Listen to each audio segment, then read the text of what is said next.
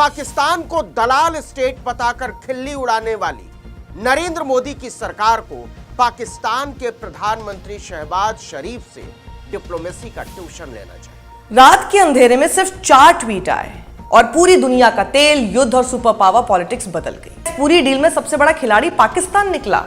नरेंद्र मोदी ने नए world order में भारत की साख का बाजा बजा दिया। भारत के भक्त पत्रकार पाकिस्तान की कंगाली पर टेलीविजन चैनलों पर शो बनाते रह गए और पाकिस्तान ने नरेंद्र मोदी को दिखा दिया कि जबरदस्ती विश्व नेताओं के गले पड़ के उनकी पीठ पर धौल जमाकर फोटो खिंचवाने से दुनिया में कोई किसी को बड़ा नहीं मानता। पाकिस्तान कैसे बना गेम चेंजर?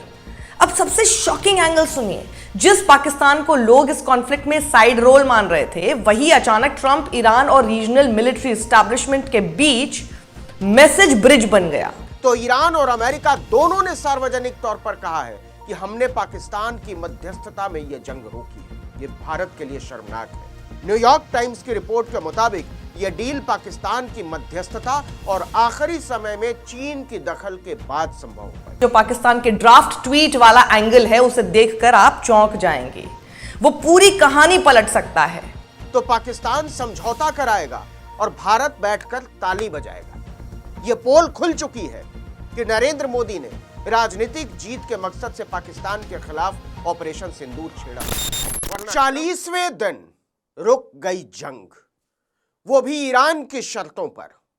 लेकिन ट्रंप को इसके लिए तैयार किसने किया? इस सवाल पर भारत में भक्तों का चेहरा उतरा हुआ है। पाकिस्तान को दलाल स्टेट बताकर खिल्ली उड़ाने वाली नरेंद्र मोदी की सरकार को पाकिस्तान के प्रधानमंत्री शहबाज शरीफ से डिप्लोमेसी का ट्यूशन लेना चाहिए। डिप्लोमेसी नरेंद्र मोदी के बस की बात नहीं है, वरना डोनाल्ड माई फ्रेंड की झंडी उड़ाए नरेंद्र मोदी और ट्रंप गुण गाए पाकिस्तान का, यह कैसे हो सकता है? एक भी टीवी चैनल नहीं बता रहा है कि यह भी मोदी का मास्टर स्ट्रोक है। सुधीर चौधरी भी नहीं बता रहा, क्योंकि सबको पता है कि बेंजामिन नेतन्याहू और डोनाल्ड ट्रंप की चमचागिरी में नरेंद्र मोदी ने नए वर्ल्ड ऑर्डर में भारत की साख का बाजा बजा दिया। I present to you my friend, India's friend, the President of the United States of America, Mr. Donald Trump. Israel is their fatherland, and India their motherland. यह कोई डिप्लोमेसी नहीं थी, यह मस्खरापन था। और इतिहास कभी भी मस्खरों को विश्व गुरु नहीं बनाता। विश्व नेताओं की नजरों में उनकी कोई वास्तविक प्रतिष्ठा नहीं होती। जिस दिन मोदी ने ट्रंप और नेतन्याहू के पैरों में भारत की 100 साल की अर्जित प्रतिष्ठा का तर्पण किया था, उसी दिन तय हो गया था कि नई विश्व व्यवस्था में नेतृत्व के दौर से भारत बाहर हो चुका है। और यह भी अजीब है कि इस पर मुहर खुद बेंजामिन नेतन्याहू और डोनाल्ड ट्रंप ने लगाई है और इस पर ईरान की भी सहमति है। भारत के भक्त पत्रकार पाकिस्तान की कंगाली पर टेलीविजन चैनलों पर शो बनाते रह गए और पाकिस्तान ने नरेंद्र मोदी को दिखा दिया कि जबरदस्ती विश्व नेताओं के गले पड़ के उनकी पीठ पर धौल जमाकर फोटो खिंचवाने से दुनिया में कोई किसी को बड़ा नहीं मानता। देखिए, यह तो तय था कि अमेरिका और ईरान के बीच जंग रुकनी ही रुकनी है। यह ज्यादा दिन नहीं चल सकती। 40 दिन में नहीं रुकती तो 42 दिन में रुकती, 45 दिन में रुकती, 50 दिन में रुकती, लेकिन रुकनी तय थी। तय केवल इतना होना था कि ईरान किस पर भरोसा करेगा और किस पर भरोसा करेंगे डोनाल्ड ट्रंप। तो ईरान और अमेरिका दोनों ने सार्वजनिक तौर पर कहा है कि हमने पाकिस्तान की मध्यस्थता में यह जंग रोकी है। यह भारत के लिए शर्मनाक है। अमेरिकी राष्ट्रपति डोनाल्ड ट्रंप ने कहा कि यह फैसला पाकिस्तान के प्रधानमंत्री शहबाज शरीफ और आर्मी चीफ आसिम मुनीर की अपील के बाद लिया गया।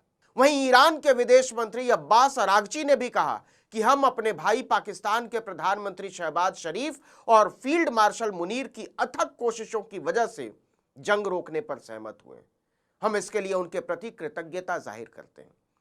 आपको बता दें कि यह वही पाकिस्तान है जिसे भारतीय इतिहास के सबसे निकम्मे विदेश मंत्री तमिल पंडित एस जयशंकर ने दलाल कहा था।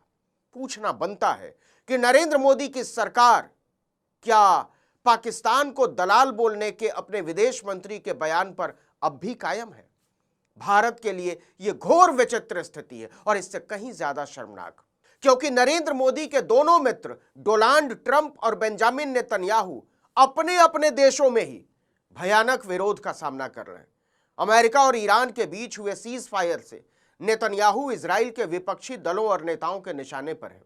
सांसद येर लैपिड ने प्रधानमंत्री बेंजामिन नेतन्याहू पर बड़ा हमला बोलते हुए कहा कि यह इजराइल के इतिहास की सबसे बड़ी राजनीतिक आपदा है। उन्होंने आरोप लगाया कि राष्ट्रीय सुरक्षा से जुड़े अहम फैसलों में इजराइल को शामिल ही नहीं किया गया।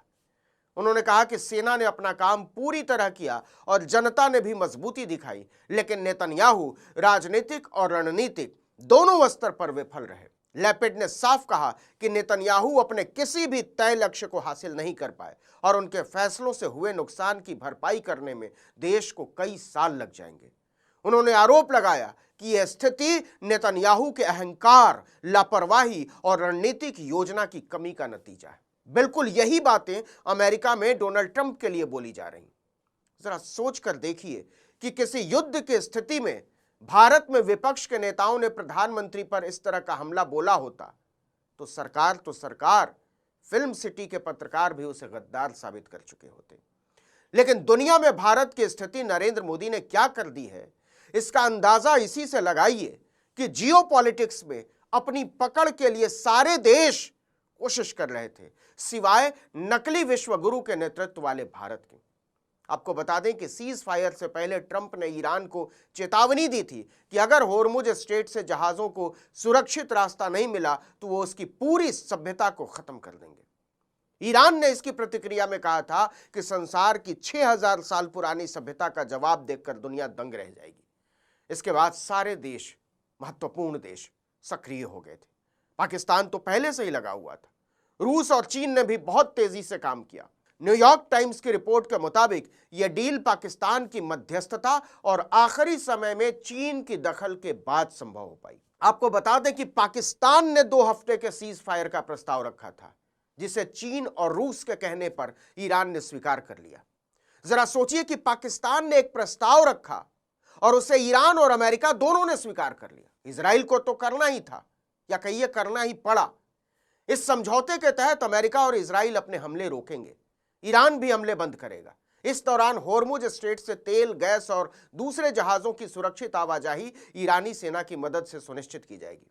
चैनलों में बैठे नरेंद्र मोदी के चेले संपादक और चाटुकार पत्रकार कुछ भी हवा बनाएं, लेकिन हकीकत यही है कि दुनिया की राजनीति में पाकिस्तान की स्थिति बहुत तेजी से मजबूत हुई है। नरेंद्र मोदी की तमाम कोशिशों के बावजूद अमेरिका न तो उसे आतंकवाद का समर्थक मानता है और न ही पोषक।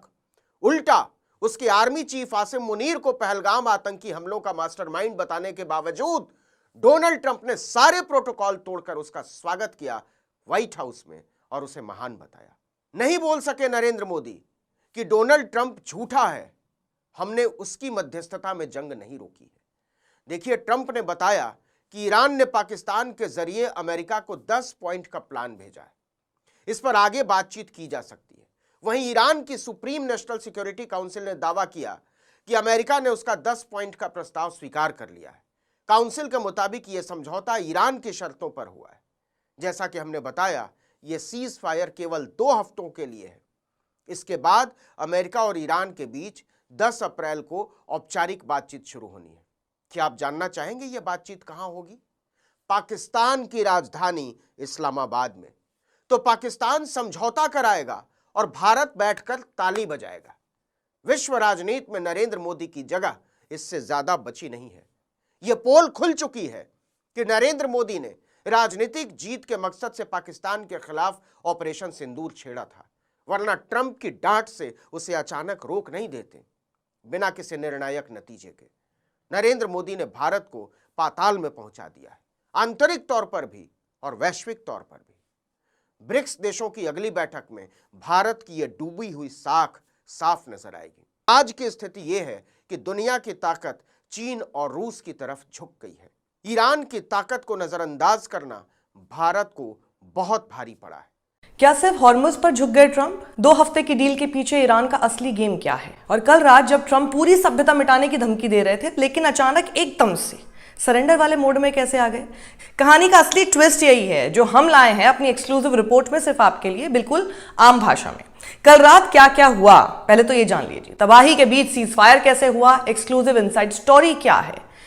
दोस्तों, रात के अंधेरे में सिर्फ 4 ट्वीट आए और पूरी दुनिया का तेल, युद्ध और सुपर पावर पॉलिटिक्स बदल गई। अमेरिका हमला करने ही वाला था, मिसाइलें तैयार थी, डेडलाइन खत्म होने वाली थी, लेकिन तभी अचानक ट्रंप रुक गए, सिर्फ एक शर्त पर, हॉर्मुज खोल दो। सवाल यह है, क्या ट्रंप ईरान पर नहीं सिर्फ स्ट्रेट ऑफ हॉर्मुज पर अटक गए थे? और क्या इस पूरी डील में सबसे बड़ा खिलाड़ी पाकिस्तान निकला? आज के वीडियो में हम आपको बताएंगे कैसे 4 घंटे के अंदर युद्ध से सीज फायर तक की कहानी पहुंची, कौन जीता कौन झुका, और क्यों चीन चुपचाप सबसे बड़ा फायदा लेकर निकल गया। वीडियो अंत तक देखिए, क्योंकि अंत में जो पाकिस्तान के ड्राफ्ट ट्वीट वाला एंगल है उसे देखकर आप चौंक जाएंगे। वो पूरी कहानी पलट सकता है। जब आप सो रहे थे तब 4 बड़े बयान आए। पहला, रात करीब 12:46 पर पाकिस्तान के पीएम शहबाज शरीफ ने अपील डाली कि 2 हफ्ते के लिए युद्ध रोक दिया जाए। उस समय दुनिया को लगा ये बस एक डिप्लोमेटिक स्टेटमेंट है, लेकिन करीब 4 बजे ट्रंप ने अचानक पोस्ट किया, मैं 2 हफ्ते के लिए हमला रोक रहा हूं अगर ईरान हॉर्मुज को पूरी तरह खोल दे। यहीं से कहानी पलटी, क्योंकि सिर्फ 40 मिनट बाद ईरान के विदेश मंत्री अब्बास अरागची ने जवाब दिया, अगर हमले रुकते हैं तो हमारी सेना डिफेंसिव ऑपरेशन रोक देगी और 2 हफ्ते तक हॉर्मुज से सेफ पैसेज पॉसिबल होगा। मतलब दोनों ने अलग अलग भाषा में एक ही बात कही और सुबह 5:20 पर पाकिस्तान ने इसे ऑफिशियल सीज फायर बता दिया कि असली लड़ाई ईरान नहीं हॉर्मुज था। अब यहां सबसे बड़ा सवाल यही है, अचानक ट्रंप ने हमला क्यों रोका? जवाब है तेल। हॉर्मुज दुनिया के सबसे क्रिटिकल शिपिंग चोक पॉइंट है। अगर ये बंद रहता तो सिर्फ अमेरिका नहीं, सऊदी, यूएई, कतर, भारत, चीन, यूरोप सब पर एनर्जी शॉक लगता। इसलिए ट्रंप का पूरा प्रेशर ईरान रेजिम चेंज से ज्यादा शिपिंग लेन रिस्टोर करने पर था। और ईरान ने क्या किया? रास्ता खोला, लेकिन कंट्रोल छोड़ा नहीं। यानी जहाज गुजरेंगे पर हमारी सेना के कोऑर्डिनेशन से। इसका मतलब सिंपल भाषा में, अमेरिका ने रास्ता खुलवाया लेकिन चाबी अब भी ईरान के ही हाथ में है। इसी स्ट्रॉन्ग पॉइंट को ईरान अपनी जीत बता रहा है। पाकिस्तान कैसे बना गेम चेंजर? अब सबसे शॉकिंग एंगल सुनिए। जिस पाकिस्तान को लोग इस कॉन्फ्लिक्ट में साइड रोल मान रहे थे, वही अचानक ट्रंप, ईरान और रीजनल मिलिट्री एस्टैब्लिशमेंट के बीच मैसेज ब्रिज बन गया। शहबाज शरीफ की अपील, असीम मुनीर का नाम, फिर इस्लामाबाद टॉक्स इनवाइट। यह दिखाता है कि पाकिस्तान सिर्फ मैसेंजर नहीं, सीज फायर आर्किटेक्ट बनना चाहता है। और अगर फ्राइडे टॉक सफल होती हैं तो साउथ एशिया डिप्लोमेसी का पूरा बैलेंस बदल सकता है। अफसोस के साथ कह रही हूं, पाकिस्तान जैसा देश समझौता करा रहा है, लेकिन यहां जहां हमें होना चाहिए, क्योंकि विश्व शांति और विश्व बंधुत्व के सिद्धांत को मानने वाले लोग हैं हम। लेकिन हमारे विदेश मंत्री कह चुके हम दलाली नहीं करते। अब आगे क्या कहूं, इसे दलाली नहीं वर्ल्ड डिप्लोमेसी कहते हैं भाई। भारत ने अतीत में दुनिया के कई बड़े युद्ध रुकवाए थे और आज ईरान अमेरिका सीजफायर में भी भारत का इतिहास याद किया जा रहा है। ये वाला सच यह है कि भारत ने कोरिया, वियतनाम, श्वेत संकट और कॉन्गो जैसे बड़े संघर्षों में सीजफायर लागू कराने, निगरानी करने और यूएन पीस कीपिंग में बेहद अहम भूमिका निभाई थी। चाहे कोरिया में युद्धबंदियों का मसला हो या कॉन्गो में शांति सेना भेजने की बात, भारत कई बार दुनिया के बीच शांति दूत बनकर खड़ा हुआ है। अभी सबसे ज्यादा खुश कौन है? चीन। अब आते हैं इस पूरी जंग में हिडन विनर पर। अमेरिका मिडिल ईस्ट में फंसा, तेल रूट अनस्टेबल हुआ और ग्लोबल फोकस इंडो पैसिफिक से हट गया। यानी चीन को मिला strategic breathing space, Taiwan pressure window, cheap diplomatic leverage, US distraction advantage. सीधी भाषा में अगर इसको समझे तो लड़ाई अमेरिका और ईरान की थी, लेकिन मुस्कुरा बीजिंग रहा था। और अगर यूएनएससी में चीन और रूस की वीटो वाली बात सही नैरेटिव में जोड़ें तो ये और बड़ा सस्पेंस बनता है। क्या सीजफायर के पीछे सुपर पावर बैकस्टेज डील भी चल रही थी? अब सबसे डेंजरस ट्विस्ट इसमें देखिए। पाकिस्तान पीएम का एक ड्राफ्ट ट्वीट वर्जन पूरे सोशल मीडिया में घूम रहा है, जिसकी वर्डिंग ऐसी है कि लगा जैसे मैसेज पाकिस्तान की तरफ से नहीं, किसी बाहरी टीम या अमेरिका से ड्राफ्ट होकर आया हो। यही कॉन्स्पिरेसी एंगल बनता है। क्या यह मैसेज ट्रंप कैंप ने शेप किया? क्या पहले यूएस वर्डिंग फाइनलाइज हुई, फिर पाकिस्तान ने डिप्लोमेटिक फेस दिया? अगर ऐसा है तो सीजफायर सिर्फ शांति नहीं, केयरफुली स्टेज्ड प्रेशर रिलीज भी हो सकता है। तो आखिर इस कहानी का निष्कर्ष क्या है? क्या ट्रंप झुके? जवाब है लगता तो है ही। और ईरान रेजिम से ज्यादा हॉर्मुज रूट को प्रायोरिटी दी और ईरान ने भी यही समझा, रास्ता खोलो, कंट्रोल मत छोड़ो। यानी 2 हफ्ते की ये शांति असल में परमानेंट पीस नहीं, बल्कि अगले बड़े समझौते से पहले की सबसे खतरनाक खामोशी है। अब दुनिया की नजर रहेगी 10 अप्रैल इस्लामाबाद टॉक्स पर, क्योंकि वहीं तय होगा ये सीज फायर हिस्ट्री बनेगा या सिर्फ अगली बड़ी जंग का इंटरवल। क्या ये सीज फायर नहीं अमेरिका की झुकने की कहानी है? लेकिन थोड़ा सा रुकिए, यहीं से कहानी और ज्यादा खतरनाक हो जाती है। ईरान अब सिर्फ सीज फायर की बात नहीं कर रहा, वो अपनी जनता से जंग जीतने का जश्न मनाने को कह रहा है। तेहरान की सड़कों पर खुशी है। स्टेट मीडिया इसे अमेरिका को शर्तों पर झुकाने की जीत बता रहा है। और सबसे बड़ा दावा, ईरान कह रहा है कि अमेरिका उसकी 10 शर्तों पर राजी हुआ है। अब अगर इस दावे का थोड़ा सा हिस्सा भी सच है तो मामला सिर्फ सीज फायर नहीं, ग्लोबल पावर ह्यूमिलिएशन का बन जाता है। क्योंकि ईरान की सुप्रीम नेशनल सिक्योरिटी काउंसिल के मुताबिक अमेरिका प्रिंसिपल लेवल पर इन बातों पर सहमत हुआ है कि ईरान पर लगे प्राइमरी और सेकेंडरी सैंक्शंस हटाना, क्षेत्र में अमेरिकी कॉम्बैट फोर्सेस की वापसी, ईरान के यूरेनियम एनरिचमेंट के अधिकार को स्वीकार करना, मिसाइल और ड्रोन प्रोग्राम पर कोई इमीडिएट रोल बैक नहीं, और सबसे शॉकिंग, हॉर्मुज पर ईरान के कंटिन्यूड कंट्रोल को मान लेना। अब जरा समझिए, जिस हॉर्मुज स्ट्रेट को खोलने के लिए दुनिया दबाव बना रही थी, अगर उसी का ऑपरेशनल कंट्रोल ईरान के पास ऑफिशियली रहने वाला है तो नैरेटिव क्या बनेगा? यही कि ट्रंप का पूर्ण रूप से सरेंडर। अमेरिका ने रास्ता खुलवाया नहीं, बल्कि रास्ते की चाबी ईरान को सौंप दी है। यही वजह है कि CNN पर कई अमेरिकी एनालिस्ट सवाल उठा रहे हैं कि अगर ईरान का बयान सच निकला तो क्या ये ट्रंप की रणनीतिक जीत नहीं बल्कि डिप्लोमैटिक हार मानी जाएगी? और यही इस सीज फायर का सबसे बड़ा सस्पेंस है, क्योंकि अभी तक अमेरिका की तरफ से इन 10 पॉइंट्स पर clear line by line confirmation नहीं आया है। मतलब या तो ईरान अपनी डोमेस्टिक ऑडियंस के लिए इसे विक्ट्री बना रहा है, या फिर सच में पर्दे के पीछे ऐसी डील हुई है जो मिडिल ईस्ट का पूरा बैलेंस बदल देगी। तो अब सवाल सिर्फ इतना नहीं कि जंग कौन जीता, असल सवाल यह है कि क्या ट्रंप ने सिर्फ 2 हफ्ते की शांति खरीदी है, या मिडिल ईस्ट में अमेरिका की डेकेड्स पुरानी रेड लाइंस ही बदल दी हैं। अगर सैंक्शंस हटते हैं, अगर एनरिचमेंट मान लिया जाता है, अगर मिसाइल प्रोग्राम अनटच्ड रहता है, और अगर हॉर्मुज की चाबी तेहरान के पास रहती है, तो यह सीज फायर नहीं 21वीं सदी की सबसे शॉकिंग जियोपॉलिटिकल बार्गेन हो सकता है। और इसीलिए 10 अप्रैल की इस्लामाबाद वार्ता अब सिर्फ पीस टॉक नहीं रही, यह तय करेगी कि ट्रंप ने युद्ध रोका या इतिहास की सबसे महंगी डील साइन कर दी।